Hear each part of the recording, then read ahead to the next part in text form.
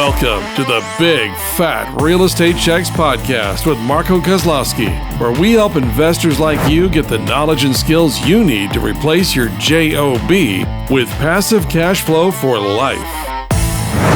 Hey guys, welcome to Big Fat Real Estate Checks. My name is Marco Kozlowski and I'm with Francesco Galuccio and Gabriel Araish.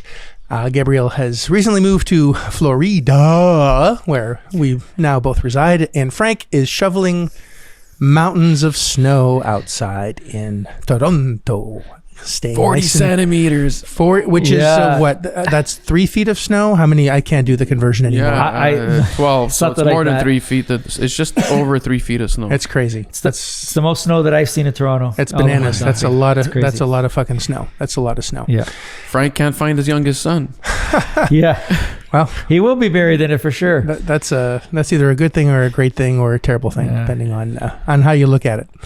So, where were we? Oh yeah, the podcast.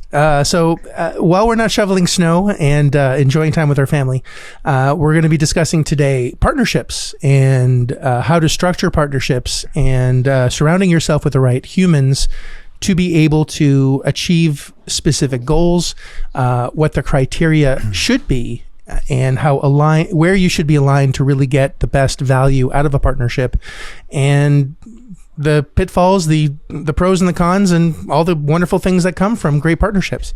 There can be terrible partnerships in business and horrible partnerships in business, and an amazing partnership in business as well. And we always strive to find the best possible results, and being prepared and understanding what to do is extremely important. So this is definitely going to be a fun topic to discuss. Of course, our main focus is to build wealth using other people's money through skill, not money, and how to structure deals in a way where you can full time get the best possible results in your life and really just have an amazing lifestyle and have fun throughout the process. And this is what this is all about. If you've not listened to the first 10 podcasts, please do. This explains asset-based lending and how anyone, including you, no matter what your credit situation is or where you live in the world, you can amass a huge real estate portfolio that yields huge returns in passive income, so you can really make big differences in your life and take care of those that you want to take care of. So please listen to the first 10 and take it from there. So let's talk about partnerships. I know that we're enjoying a phenomenal one, the three of us, and we've journeyed with some terrible partnerships in the past. And let's go over some criteria. If someone says, I really want to partner, I really want to have someone on my side, and I just need someone to help me in XYZ situation. So let's just open the discussion and see where the wind takes us. So who would like to start in this discussion and dialogue?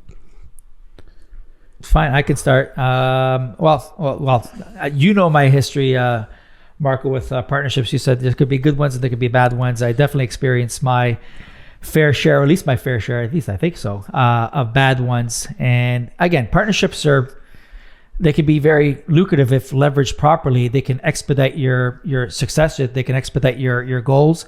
But like you said before, it's like a marriage. You have to have aligned goals. You have to have aligned milestones or results that you're both looking at. So a lot of people that sometimes have nothing to bring to the table, those are the ones that want to part with you. And those are the ones that you have to be a little bit skeptical about and say, what do they bring to the table? So if you're going to partner with someone, what I suggest to do is you got to not persuade, but you got to convince the other person that, hey, this is what I bring to the table. This is what I bring to the group. And you got to focus on your strengths. So if my strength was contracts, reading contracts, fine print, that's what I did for 24 years, legal, that's what I bring to the table. And just say, Gabriel, he's more on the analytical side and analyze the deal, crunches the numbers because his background is numbers, right? And then Marco, in your case, you bring to the table in a partnership, you can find a deal and negotiate a great price. So each one complements each other for a common goal. And that's the purpose, a common goal. So each task. So I don't know how to negotiate as good as Marco, and I don't know how to run numbers as great as Gabe, but together, collectively, doing a joint venture, and that's why it's called a joint venture, JV. It's a venture that you have common grounds, common ambition, and common goals to get to A to Z as quickly as possible.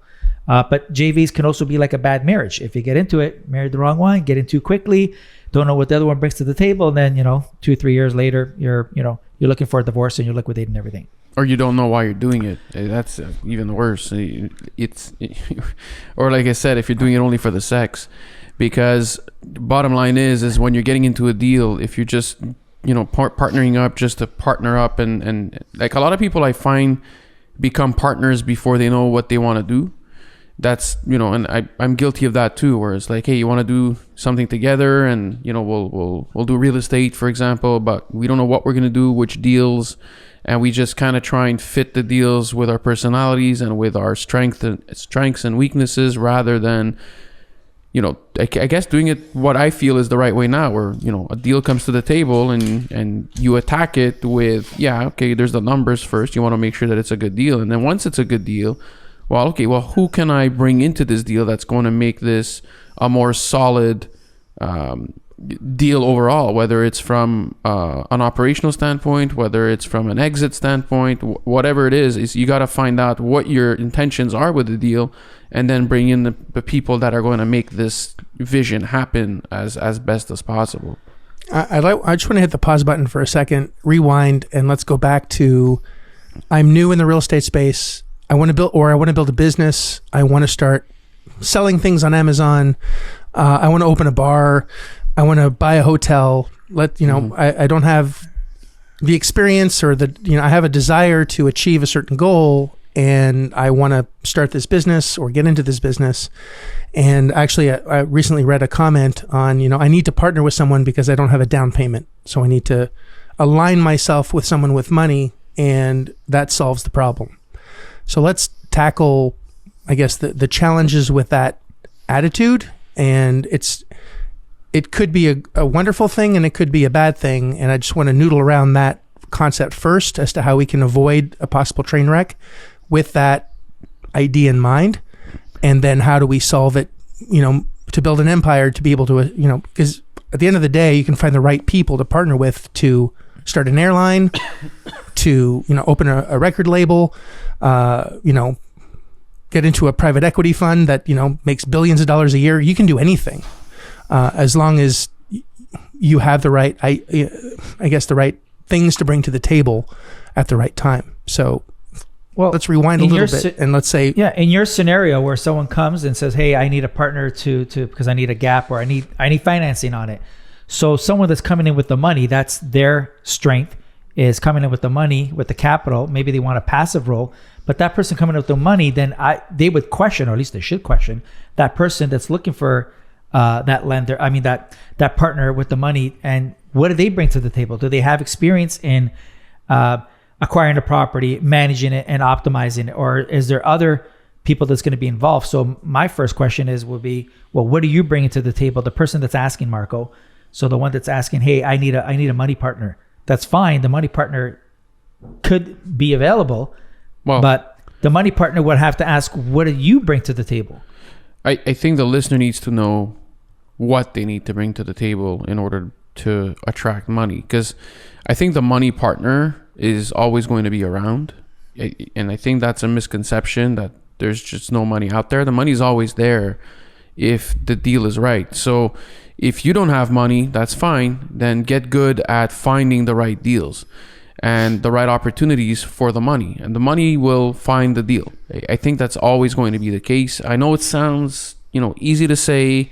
It actually is not more complex than that. It's if you find the right deal, if you find a deal that's going to be a real estate deal or a real estate backed deal where someone bringing in the money is going to get a return that is, much stronger than what they can get doing anything else, whether it's stocks, whether it's, for an equal risk, right? That they can, if you can get more money for the equal risk, then they'd be stupid not to at least listen and look into it.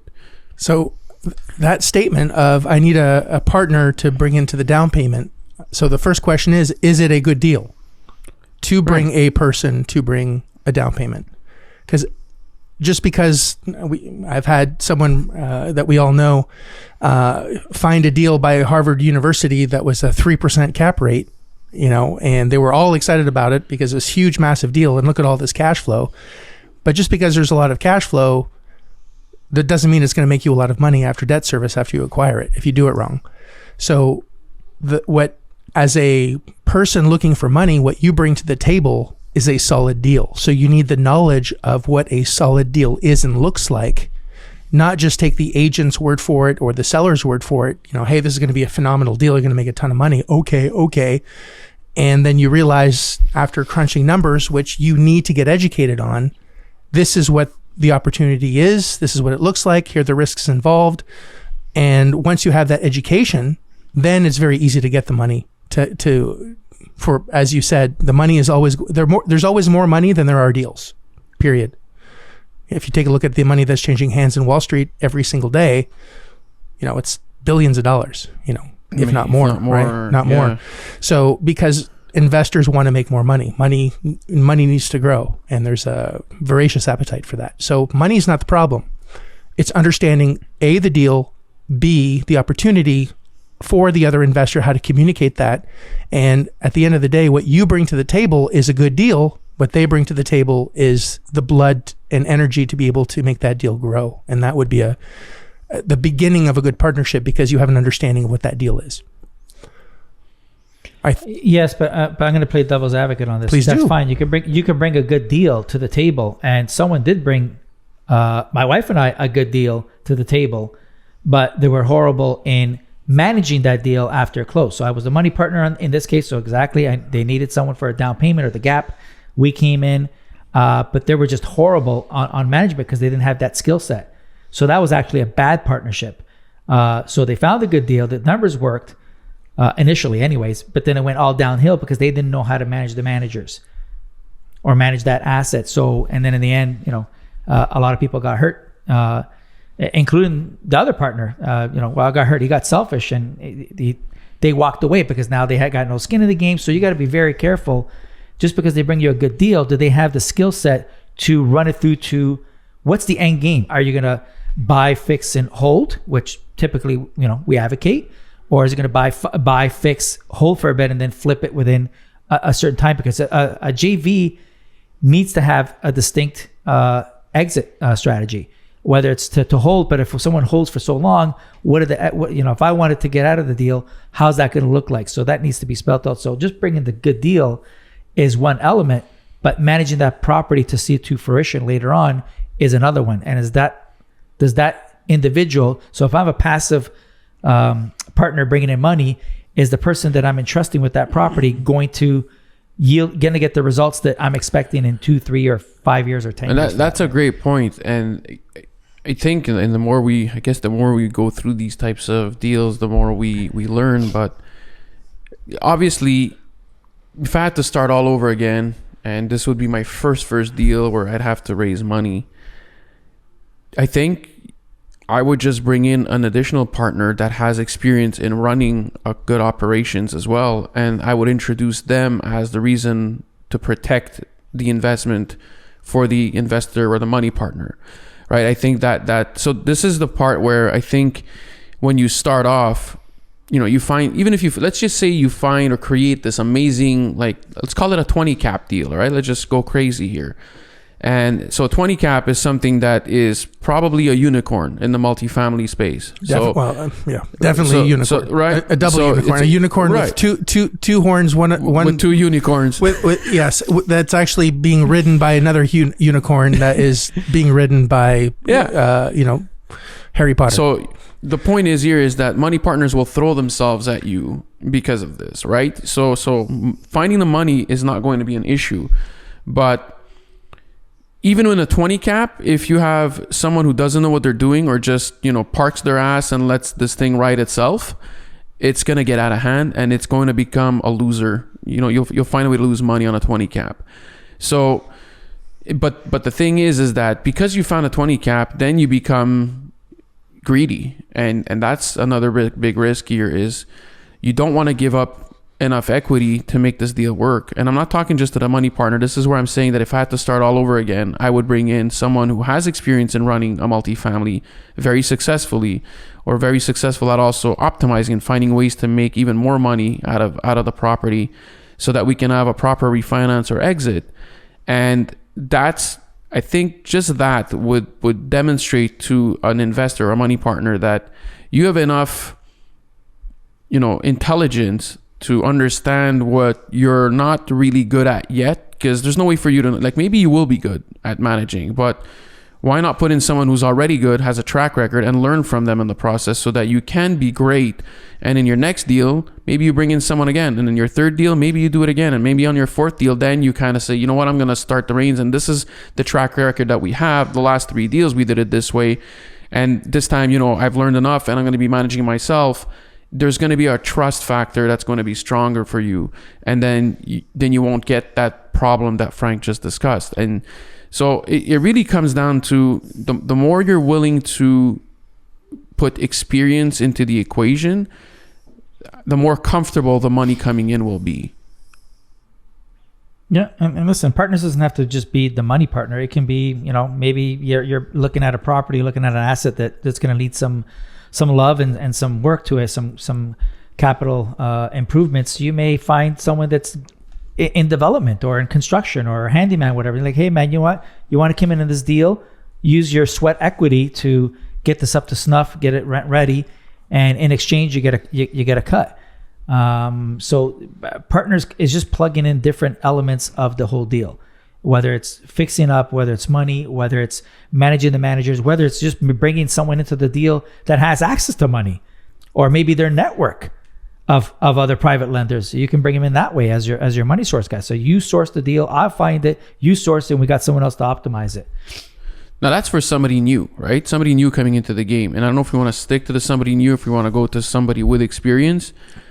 Well, but I want to just rope in one little extra, I guess, hair on this whole thing. Frank, you've always wanted to do a development project, and Frank's never done one. I've never done one. I don't think you've done one, Gabe. But if we know what a developer is looking for, and we find a piece of land and we understand exactly, educate ourselves as to exactly what the parameters are, or there's a private equity fund that buys buildings at certain returns, which I know, Gabe, you've already done, where this is what we buy, this is what we're looking for, here's our parameter, and then you go out and get it, and then you put those things together, and then you're paid as a partner on finding the right opportunity for someone else, right? So you're piggybacking on the strengths of someone else. So if I do want to get into the development game, or let's say I want to get into the bar business, there are certain things, and I guess, what am I trying to say? I guess you have to be the deal maker. Exactly. Basically. So there's a lot. You can be the deal maker. You can be, in your case, you're saying, bring someone that's really good at management and optimization. The beauty of that component is that can be outsourced in a lot of ways. You don't have to give away a huge piece of the pie. We give 10% plus to a management company to help us optimize, plus a little bit of juice on the refi or the sale to keep them into the game. It's part of our process, but making sure that you have the right players. If you want to win a Formula One or a horse race, you can have a great horse with a shitty jockey. You're not going to win the race. You can have a great jockey and a decent horse and get a lot further. So it's having the right components and the ability to work as a team that's really going, and know your strengths, know your weaknesses, and allow people to do what they do best. And we've said this all many times. I'd rather get a little piece of a big pie than all the pie of nothing. A big piece of nothing, right? Yeah. Exactly. And I think most of the major CEOs operate this way, where they don't really do anything other than have the vision. They build they know where they're going, they know what they need, and they bring in these pieces, put them together, create this amazing marriage, and then keep a piece of the pie or whatever it is. And so there's nothing wrong with that too. If your strength is recognizing greatness, then just put greatness with greatness and make sure that you get something great done out of it. It's not like, there's no shame in that. It's actually a really strong skill as well. So as long as you understand what you're doing and you understand where you're going, and you're able to sell that end game to the parties who are going to be involved in making it happen, and treat them well and make them part of the journey, you'll end up winning as well. So it really depends on what your end game is. Are you in it because you like finding deals? Are you in it because you like creating deals? Are you in it because you just like to say that you're in a partnership. Like it really depends on what you want. But you can, and we've had partnerships where we found the deal. We've had partnerships where we found the money partner. We've had partnerships where we just found someone who had a deal and someone who had the money, and then just got into the deal that way. It doesn't really matter how you end up in it. You just got to understand where you're going with it. Frank, shut up. Yeah. No. I was. I had, Stop talking I had a about comment too to make much. on that. I didn't shut. Stop. I'm not gonna shut. What's going on, Frank? Where are you? I'm right here. Oh my goodness. He's knee deep in snow. Yeah, deep in snow. Yeah, I should find someone. He's falling asleep. Maybe that'll make you sleep tonight. All that shoveling. Yeah, all that shoveling. Yeah, for sure. But just going back to what you said, Gabe, is even being in a partnership or in a joint partnership, it actually it will enhance your knowledge and skill set by working with others. Like I know with working with you guys, I definitely enhanced my skill set. Listening to you, Gabe, and the same thing with Marco. There's things that you guys think of or things to you guys that you say. I'm like, oh shit, that's that's a good angle to look at it. So you get a different perspective from one other person, which is better than one, right? So I think partnerships will, if finding the right partners, you'll flourish and you'll expand on your knowledge set. And if you're a money partner, like if skills. you're the one with money, you have to look at this from the same type of angles where. Why are you trusting this individual with money? One, do they have a good deal? Two, do they know how to operate the deal? You have to protect yourself too when you got money. And this is, I think, something that maybe we're all guilty of sometimes, where we feel like we're bringing the money, so we have no responsibility. But we do have a responsibility when you bring in the money. You have a responsibility to protect your money before you put it at risk. So how do you mitigate these risks? And I say this all the time. Make sure the person's raising the money the right way. Like, are they allowed to take your money in the first place? Is the deal good enough? How much are you going to end up with? What happens if the person doesn't or isn't capable of doing what they say? Do you end up with the deal, and are you capable of ending up with the deal? Because it's great to say, hey, you know what, I'll foreclose on you, but do you know how to foreclose? Do you know what to do when you foreclose on the property? Do you know your elbow from your ass when it comes to a project that's gone sour? Like these are all things that you have to be comfortable with. And if you're not, then it's not for you. Or make sure there's other pieces that get involved in the deal where you will get comfortable. So say Frank brings me a deal and he says, hey, Gabe, I need the money. Well, that's great, but it's a development project. Okay, I don't know shit about development. So if I end up with half a foundation because Frank can't, do what he said he's going to do, then I'm stuck with half a foundation. I have no idea how to monetize this or how to get my money back from this.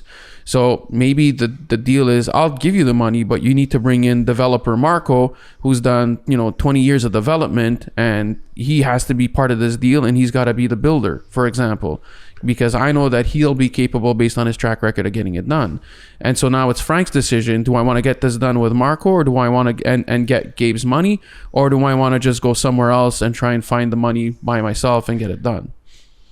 What I just love I absolutely love what you just said is you're not looking at it from, well, I'm not going to do it because I don't understand it. It's let's bring in the right person for it to work. It's not a negative mindset of, well, I don't know how to foreclose, so fuck it, I'm out. It's, well, let's get an attorney in to take a look at things, or let's get a professional in or an expert in this, rope them into the deal so we all make more money and we can isolate our risk factors by doing that. And I think that's very, very important in that mindset, which is extremely necessary. If the deal, but if the deal is good, that's all it is, right? If the deal's bad if the numbers suck, then it's a pure no from me anyways on money. But if the deal is really good and there's just a few things that are adding maybe more risk than I'm comfortable with, then yeah, let's bring in somebody who can mitigate these risks, and you give them a piece of the pie and get that done. Why not? It comes down to managing expectations, right? So what are the expectations? What can go wrong? And how do we mitigate those risks? And, not look for a reason for it to fail, but how do we win even if it were to fail? If that makes sense. Yeah. And this is all paperwork you need in the JV agreement, where each role is clearly defined on exactly what Marco's going to do, what I'm going to do, what Gabe's going to do. What happens if Marco defaults? Does he have a cure period? Like, smarten up, Marco, you got 30 days, or what this happens, right? So there's got to be right. It's just finding the right partner is one thing. Then yes, getting an attorney or the right paperwork to clearly lay out what everyone's expectation is. Less surprised that way. Everyone knows what. And it's important to understand the role, the guy that's bringing the money or the girl that's bringing the money in, because a lot of us, when we start off in real estate specifically, and we want to raise money, we're like, well, it's a great deal. Why aren't you just throwing the money at it? And that's, yeah, sure, but put yourself in their shoes. Why would they give the money to you? There's like a million deals out there that require money. Why should they pick your deal? And start working this way. And this is why I said that you need to make sure that you can make the person putting their money in comfortable, that it is protected.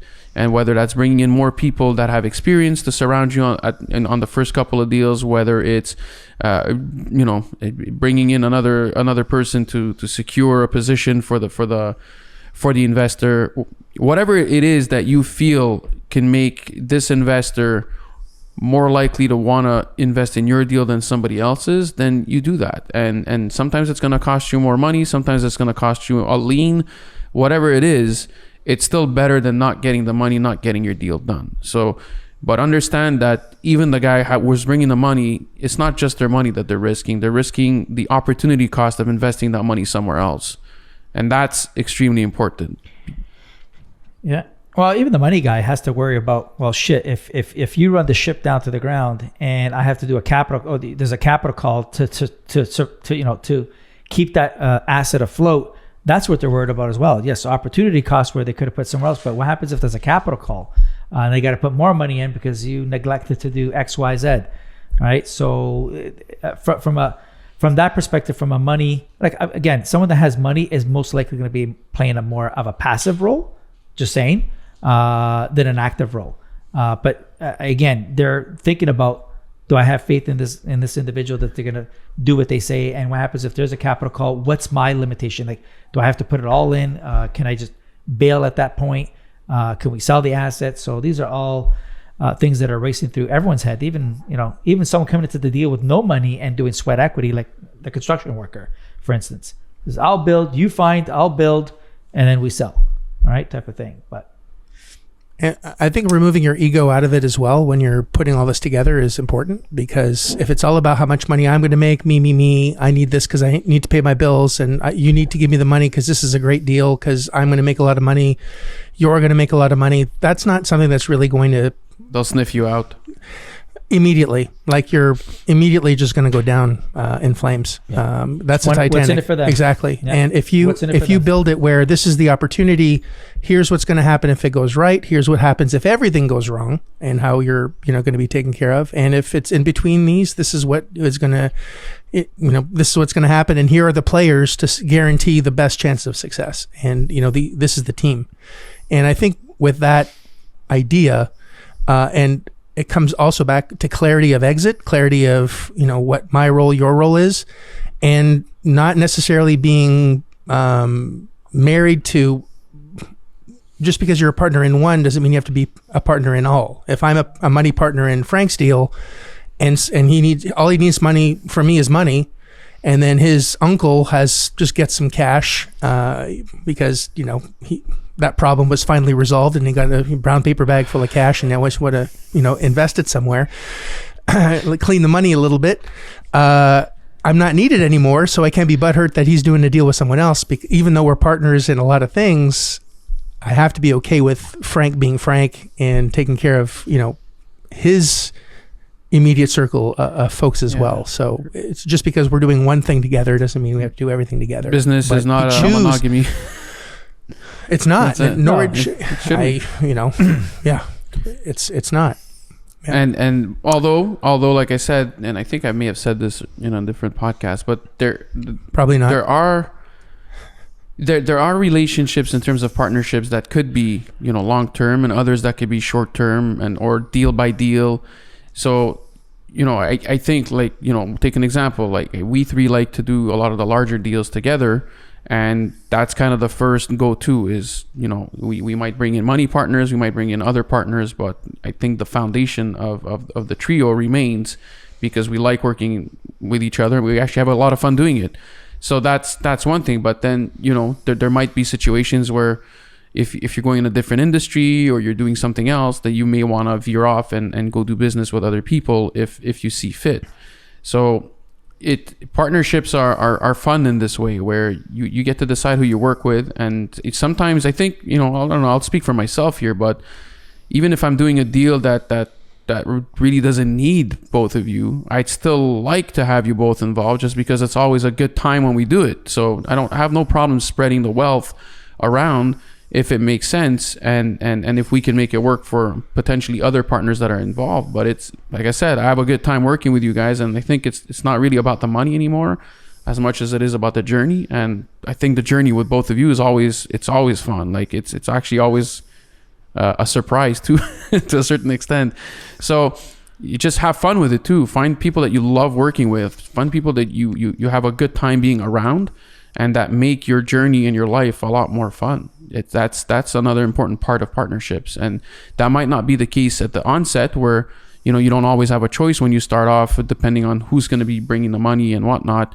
But as you grow and as you do more deals, you'll learn to see who you have a really good time working with, and who makes and you'll know who you like working with when there's problems. Because as soon as there's problems and you're still able to figure things out, and you're able to laugh about it and find a solution, rather than start pointing fingers and blowing each other's head up, that's where you realize this is a lot better than making 10 times the dough. Because when problems arise and you can grow through them together, you become unstoppable as a group, and that's what you should be striving for ultimately.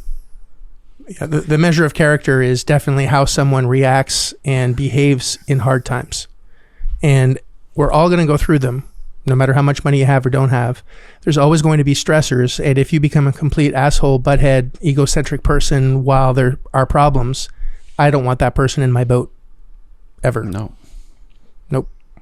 Sorry, Frank, you were going to say something. I thought you were going to say, sorry, Frank, we don't want you on the boat. I was going to say throw them over. No, Frank. Sorry, Frank. We got the dinky. I saw you pointing that finger, buddy. Yeah. Well, we all. But you know what? You hit it on the nail. It's Absolutely. like a marriage, guys, in good and bad. And the bad is the true character of people. And like the partnership that I had or got involved with, the bad clearly exposed that person's character, and it was shitty. It was shitty business, shitty attitude, and yeah, I would never do a deal with that person again.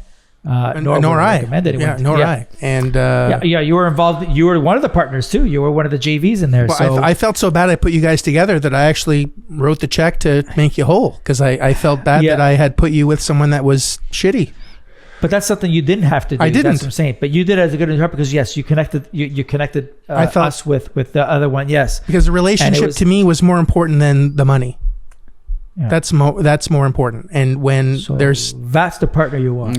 Well, that's the partner you want. Well, it's true. It's when Did it? And we were very thankful for that. I'm not looking for thanks. It's the right thing to do. And again, it's you want to protect the relationships that matter more than money. Money comes and goes. Relationships that are solid are more vital and actually more valuable than money. I've seen people destroy, a huge opportunity over 50 grand because they needed money and they took it and they said, fuck you guys, I need the money right now. And it's how they did it that really fucked the relationship. And it's millions of dollars. As a speaker, I see people speaking and then not paying the person that they're supposed to get a commission, and they, try to sneak it around and not pay because that $1,000 is not more valuable than that relationship that makes you millions. It doesn't make any sense. But anyway, that comes down to integrity when times are difficult. And I think a prerequisite almost in getting into a JV is, tell me something terrible that happened and how you got out of it and how did you react. Give me some context on the shittiest thing, the shittiest deal, you're down in the dumps, what happened, right?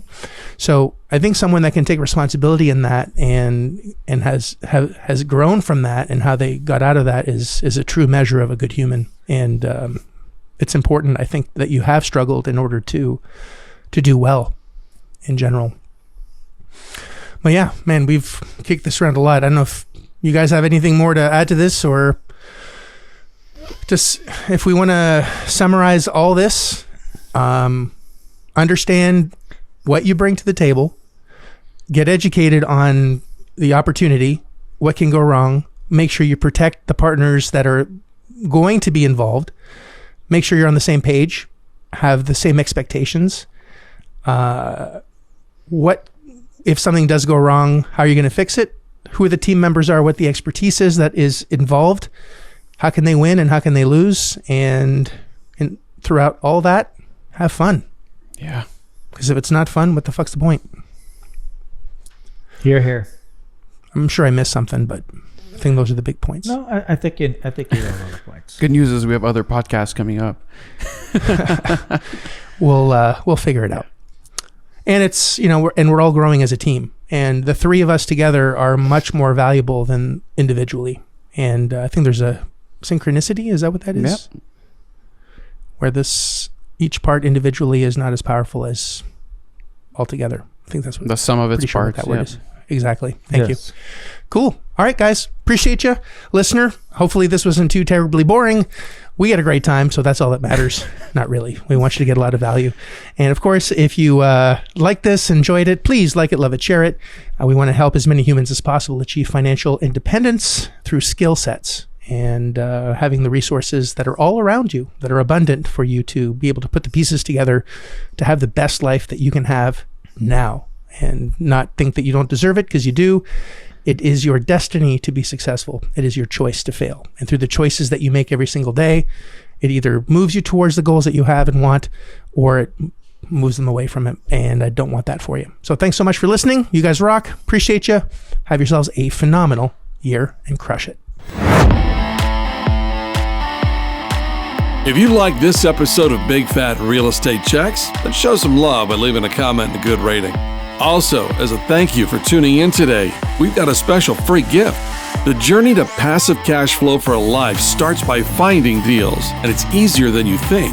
Simply go to getdealsbytuesday.com, enter your email address, and we'll send you a free quick start course called Deals by Tuesday. Even if it's 11 p.m. Monday night, this course will show you how to find discounted real estate deals by Tuesday. It's that fast and simple. Go to getdealsbytuesday.com and start your journey toward life-changing cash flow today. Thanks for tuning in, and we'll see you on the next episode.